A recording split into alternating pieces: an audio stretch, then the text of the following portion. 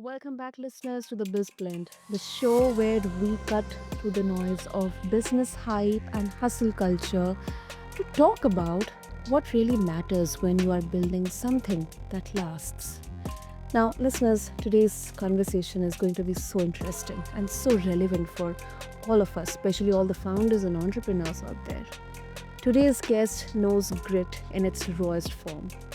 Well, he started his first company at just 18, sold it 2 years later, and in between, he ate raw eggs when the power was cut, lived off his own protein powder, and drove Uber to make ends meet.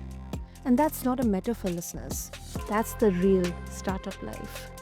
In a world of overnight success stories and all those viral funding rounds that you get to read or see, our guest is here to remind us building something meaningful, it takes time, intention, and relentless patience. We'll also peel back the curtain on something darker, how your data is being used in ways big tech won't talk about, of course. So, if you are a founder, a dreamer, or someone in the grind, it is time to tune in, get grounded, and get real.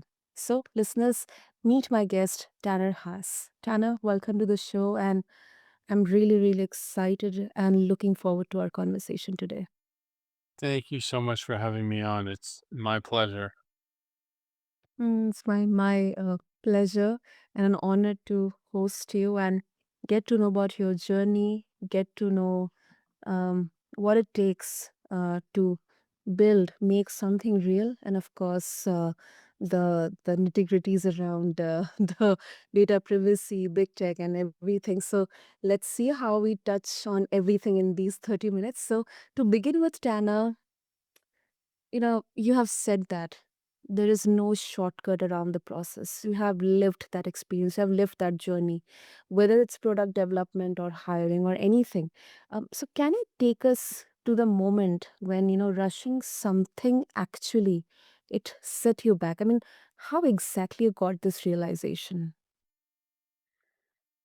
I think I've experienced that with every one of my companies. So I've started four companies, sold two. This is my fourth, and Wow. I think there's two. You put entrepreneurs in two categories. So there's one that they move too quickly, they break too many things, they just want to go, go, go, go. I'm in that category. There's some that they move too slow. Like they might move fast, but they don't release the products. They just keep trying to make it perfect, keep trying to iterate.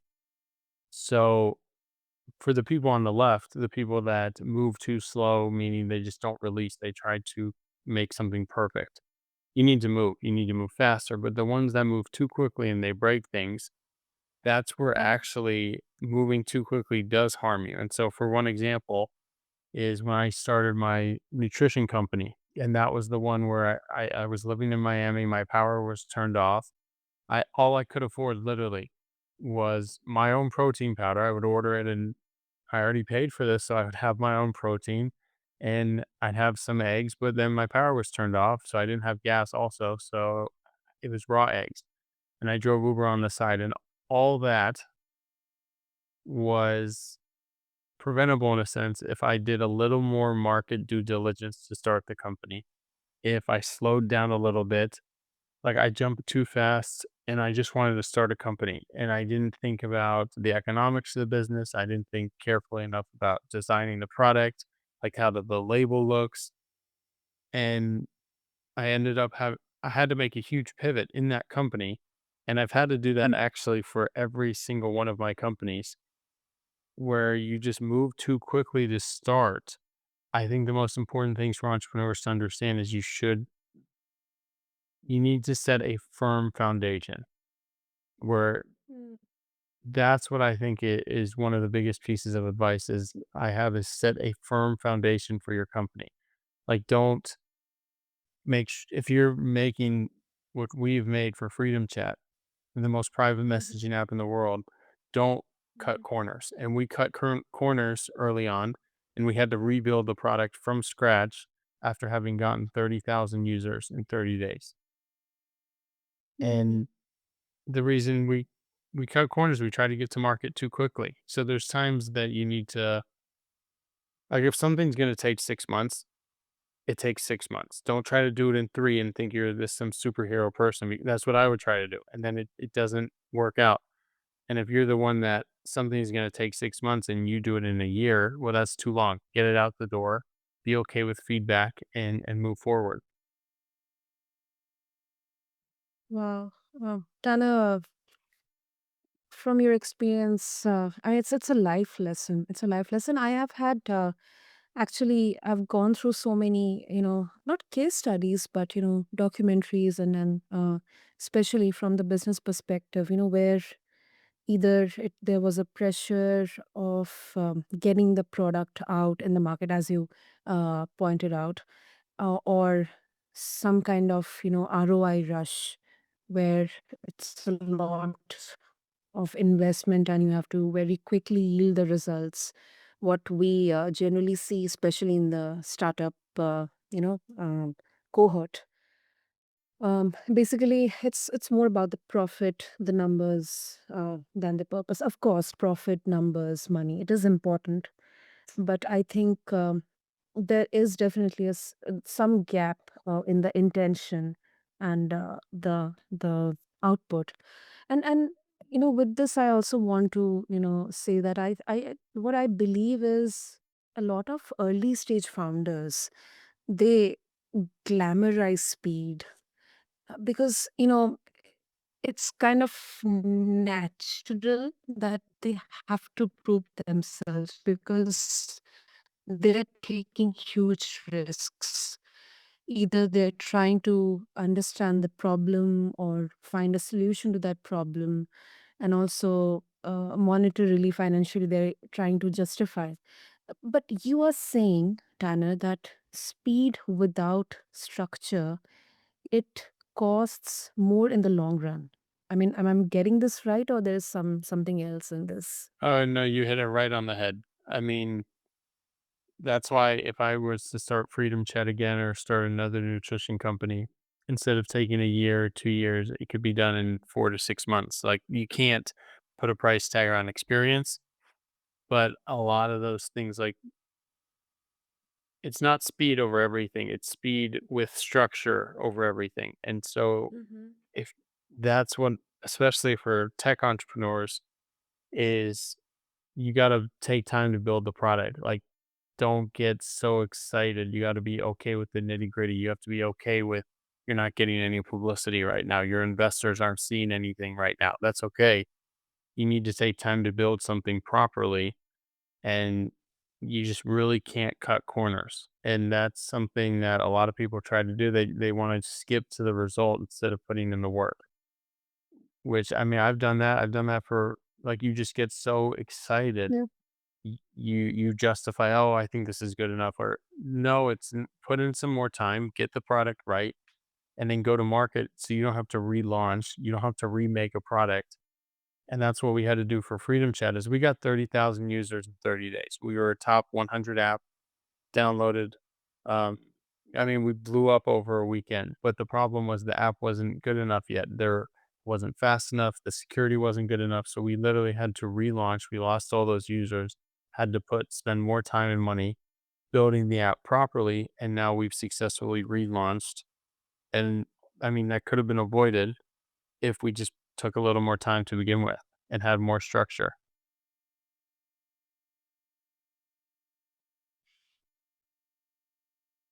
Um, so, what I meant to ask is that, sometimes it's kind of an obsession that, as an entrepreneur or founder, I mean, we are problem solvers. So we kind of put everything in IMS, stall the progress.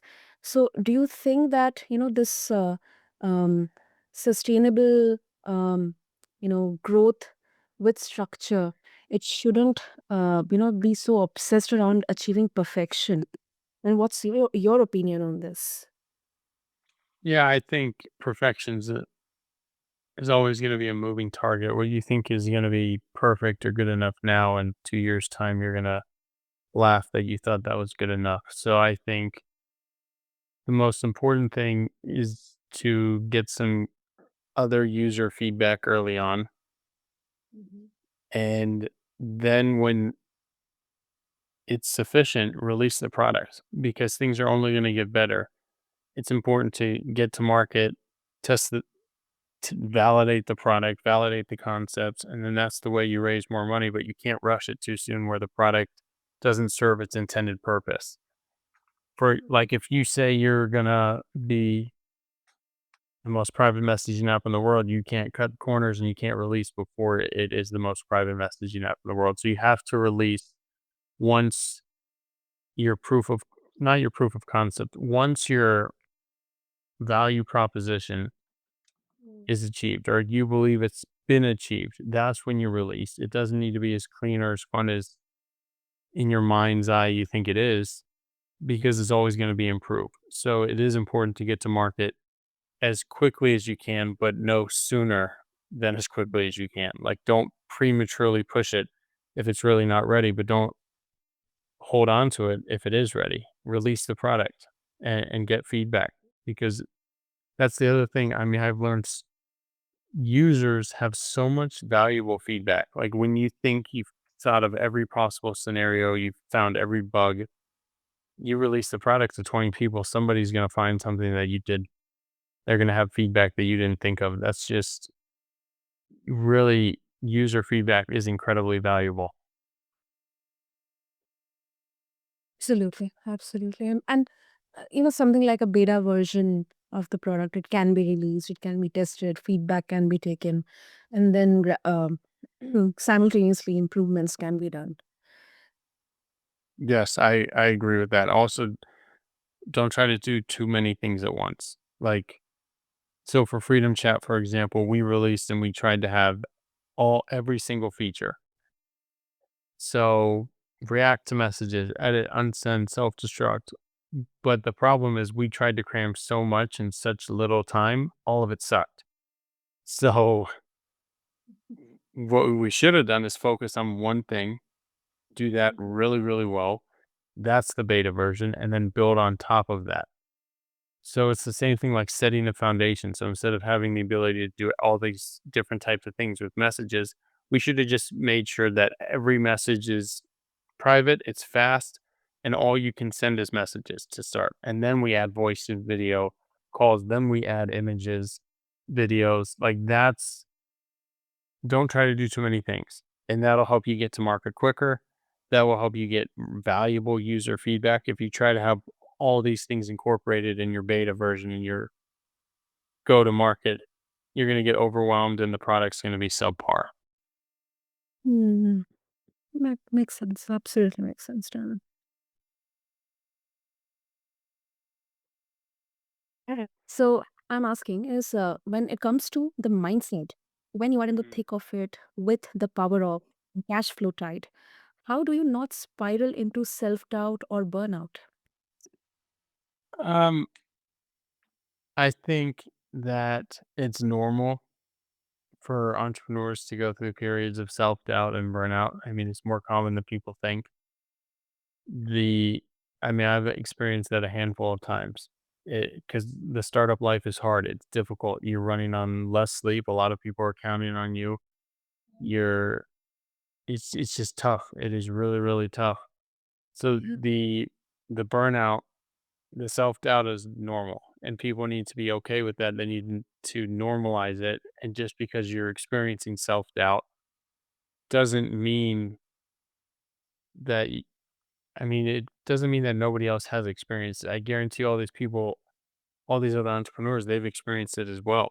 And if you pick up any biography of a successful business owner, president, you know, like it doesn't matter who, they've all experienced periods of self-doubt. And I was going through, and I've had that a handful of times, and there's not like a secret sauce. There's no recipe. The only thing is you just need to keep moving forward. And you can mope, you can cry, you can pout for a few hours, a few minutes, take a break, but you need to get back to work because there's a lot of people counting on you and you really just can't ever quit. And the only time that your company Like, the only time that you can fail is if you actually give up. There's always something that can happen. Usually, as a startup, you just need that one investor to pull through. You need that one feature to launch. You need that one connection. There are just so many things. You just need that one thing. And so, if you just keep pushing, you just keep kicking, you never give up, that's how you make it through. Don't think, "Oh, I'm having so much self-doubt, I need to give up." No, you need to think, "I'm having so much self-doubt, I need to prove myself that I can do this. I need to show others I can do this. I can't give up now. Like, I put in too Mhm. much into this." So, like, harness the self-doubt. Give it Let it give you a chip on your shoulder. Let it make you a little angry. Like, go back to work. That's that's my advice on it, and everybody will experience it. And there's gonna be times that you cry that you literally are, "What am I doing?" You wanna rip out your hair, you wanna scream. You just gotta keep kicking. And if you just keep kicking, there are an endless amounts of possibilities. On my first company I sold, I went from no dollars, driving Uber on the side, power turned off, depressed, unhappy. 6 months later, sold it for a few $1,000,000. Like, a lot can change very, very quickly if you just never give up. As you mentioned about this, a lot can change very quickly. Um, Sometimes, sudden success, it can really, get us to some extreme ends. And sometimes I think that humility gets missing. Uh, so how do you ground yourself? Let's say you are successful. I mean, you have sold your company successfully, exited the company successfully. How do you ground yourself so that you are still, on the right path, in the right direction, not getting derailed or distracted? I have made a lot of money before, and I've lost a lot of money before, and then I've made it back. Like, that, I think one of the best things that ever happened to me was losing everything. And that happens sometimes with a company, but then you realize that don't think it can't happen to you. Like, that there's gonna be things that happen if you just remain grounded, in the sense that you're blessed to have been able to start that company, to be able to work with the people you worked with, to have that idea, to have access to the internet, to books. Like, if you just realize that a lot more went into it than just pure brilliance, I don't think you'll take it for granted. And especially, things can happen very quickly. Like, you sold a company very quickly, doesn't mean you can't lose everything very quickly. And that's why I think, and studies show this, one of the most beneficial things you can do for yourself is just show gratitude. And so the flip side of that is, one of the best ways to make sure that you don't get full of yourself and take it for granted is just be grateful. And I mean, I truly believe that. I do think when I was younger, I got a little full of myself. Um, Mhm. I mean, I bought a convertible Porsche. Like, splurged, I spent, but I started another company. I lost it all, and I think that was great for me because it made me realize, like, hey, what is given, what you get can also be taken away pretty quickly. So don't let it alter your personality. And I know that's easier said than done, but just remain grateful throughout the process, because what you think, like, people having this vision in their mind that, oh, I'll be happy once I get this, or once I do this, I'll feel more confident, or that's not how it works. You're going to be disappointed if that's your thinking. You need to develop yourself during the process, because no external validation is going to help you. So Mm. that's sort of my take on it. Long story short, Yeah, that's hard hitting, Tanner. That's hard hitting. It's the truth, and we cannot run away from it. Um, and in the interest of time, let's just quickly shift gears here. So, you hinted at something. Most of us, we don't want to talk about it because, like data privacy and how we are all being quietly, surveilled. Like sometimes. I've seen people talking about that, you are talking about something. Let's say I want to go for a vacation to, let's say, Thailand. You are just discussing it with someone, and suddenly on your phone, all you get is ads about, Thailand vacation or, discounts on flight bookings and blah, blah, blah. What should everyday users and even small business owners they should really know about how big tech is operating right now, especially with the advent of AI. I You hit it right on the head. I mean, there's a mass surveillance state going on, and people's microphones are listening in. So when you say something like what you just said, that was one of the things that prompted me to start Freedom Chat. Was I had a buddy of mine, and he sent me a video of his new cold tub and his new hot tub. And it was a video. He didn't text me anything. He didn't. He just was recording and said, "Yeah, look at this. I go from a cold tub to a hot tub, and it's on the ocean. It looks pretty." And all of a sudden, I went to search something, and I was being advertised cold tubs and hot tubs. And this is back then. I had some forms of social media, and it was advertised all over my feed. Like that's a little concerning. But when that's what really prompted me to start looking into what's going on. What data do these companies actually collect from you?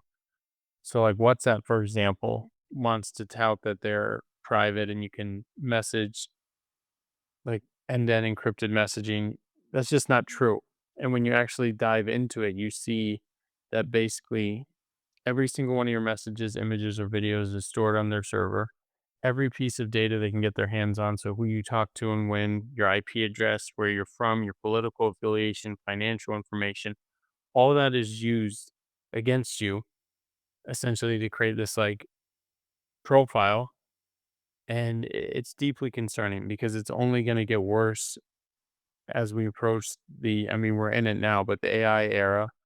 And if people think their privacy is going to somehow magically improve, it's not. It's going to get worse and worse until you take control of your privacy and data security and use a private messaging app like Freedom Chat. So we created, I mean, every message, image, or video cannot be read, seen, or heard by anyone other than the intended recipient. We don't store anything on our servers. So once a message is successfully delivered, it's removed from our servers. We have no commercial use of your data. It is our incentive to protect your data, and we prevent screenshots, screen recordings. You can edit, unsend, self-destruct. So what we've done is we're trying to give people the same sense of security as the spoken word.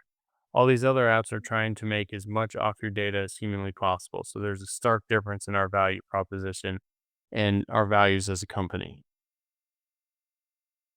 Hmm. And uh, do you think, Tara, that we often quote example of this the Big Brother state, the state of surveillance, like mentioned in the 1984 George Orwell novel.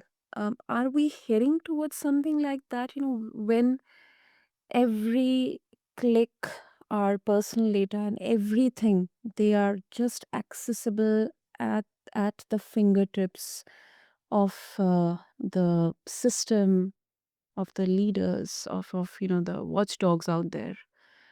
I mean, do you think we can do on our own something to I mean, at least take one step of privacy and safety for us? I think we're certainly approaching that. I mean, George Orwell talked about Big Brother, and he'd know what you're thinking, he'd know what you're gonna say, you'd know. I mean, that's these social media companies know everything about you. These other messaging apps know everything about you, and they build these personas of you, and they're gonna use it against you. I mean, like in China, for example, they have this social credit score. So Mhm. if you talk back, basically, your score is dinged. If you believe a certain thing, your score is dinged. If you think something And they only know that because everything you do is spied on.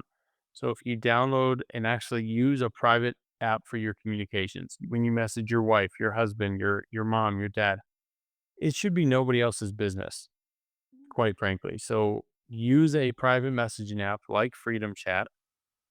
Keep your conversations private. I mean, so much all these spam related texts, the people that lose money on spam, how do you think they get your number? Like they sell your phone number, they sell, hey, this person is likely to click on this message. All of this is constructed. So take care of yourself, take care of your family, download a private messaging app like Freedom Chat. And I encourage people to look into this, like read WhatsApp's privacy policy. It's disgusting.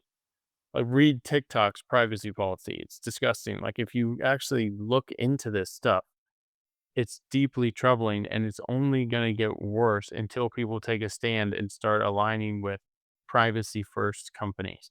Because you can have all the features you want. Just encourage your friends and family to move over because the time to take action is now. It's not after you've had your credit card leaked or your debit card leaked or you're subject to, I mean, surveillance. Like people, when you run for something, when you want to be someone of power, that's when you'll see a message 6 years ago and it was quote unquote leaked.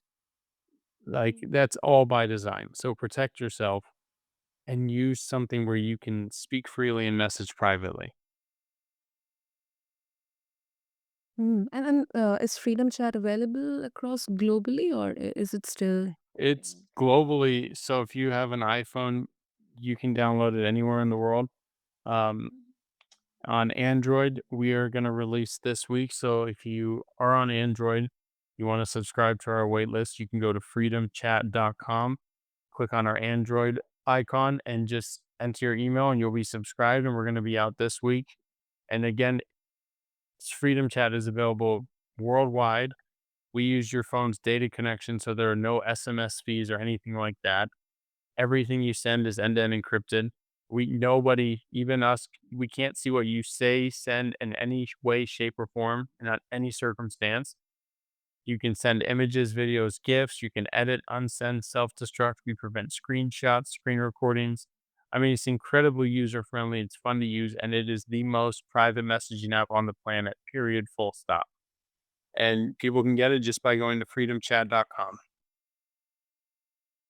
That's wonderful. Wonderful. I'll make sure to mention all the details and links in the show notes. Just one quick question comes from my mind, Tana, that definitely having these levels of security. I mean, it definitely would take a lot of investment, input, financial input. So, uh, uh, do you think it is sustainable, like to be ethical, and then also profitable? To have that longevity at the same time. Yeah, I think, I mean, quite frankly, if we wanted to make the most money possible, we'd sell user data. Yeah. That's what's the most profitable, but we're not going to do that. So we developed ulterior, alternative profit motives. But number one is because we don't store messages on our server, we can actually keep our costs extremely low, unlike these other apps that have hundreds of millions, billions of dollars of cloud storage costs. Mm. The other is we're paid for privacy, but if people don't want to pay, they always can use the free version. We launched Freedom Chat for Business, which is a we allow basically any company to create their own private messaging app.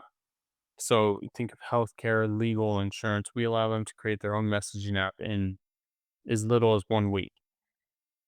And then we also, I think our encryption is going to be powering the majority of the healthcare industry in the US. So we've we've really developed ulterior alternative profit centers that I think are going to benefit the company and they are sustainable. And again, because we don't store messages on our server, we have a cost advantage. We don't need to price our product ridiculously high because we're able to keep costs so low. Hmm. Well, that completely makes sense to me, Tanner. Great. Before we wrap up once again, Tana, if someone would like to connect with you, what would be the best way? Best way is you can go to my website, tannerhaas.com, go to freedomchat.com, and then when you download Freedom Chat, you can subscribe to my Tanner Haas channel. So we created not just the most private messaging app on the planet, we also created within that Freedom Chat channels, which are your own private, perfectly curated news feed. So users can go subscribe to their influencer of choice. They can see the same content they want, but nobody can see the channels you're subscribed to or the posts that you react to. So I have my own channel in there. I post. People can go subscribe, interact, and it's completely private. Nobody can see what you're doing. They can't see who you follow, what you subscribe to. It is a new form of social media. I'm really surprised and really glad at the same time, Tana. So this is something not very usual nowadays. That's true.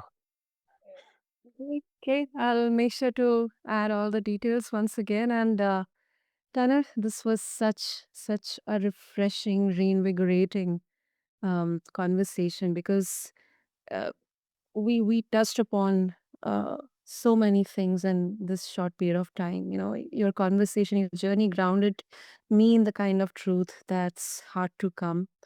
Uh, Obviously, in the entrepreneurship world of flashy metrics and fast exits, and definitely building something meaningful, it takes time, but it also takes intention, clarity, and a willingness to show up fully even when the lights are off and the profits are in a shaker bottle. So thank you so much, Tana. This was absolutely a great conversation. Uh, Of course. Thank you so much for having me on. It was my pleasure. And definitely let me know when the episode is out, please. Love to listen to it and send it around. Absolutely. And to all the listeners out there, whether you are bootstrapping your first idea or recalibrating after burnout, remember that trust the process, the good old saying, do the hard work and never lose your humanity in the hustle, listeners. Until next time, this is Sana and this is BizBlend. Keep building with heart and go check out Freedom Chat. Connect with Tanner. Refer to the show notes along with this episode. Until then, thank you so much.